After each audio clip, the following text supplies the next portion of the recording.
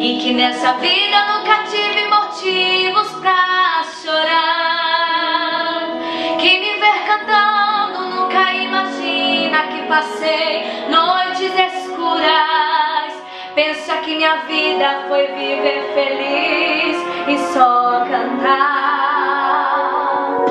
mas não foi bem assim. O deserto atravessei, os pés doendo com as dos espinhos. E quantas vezes eu gritei, porque a dor eu não suportei. E eu disse: Deus, eu vou morrer nesse caminho. Mas quando eu pensava que estava só,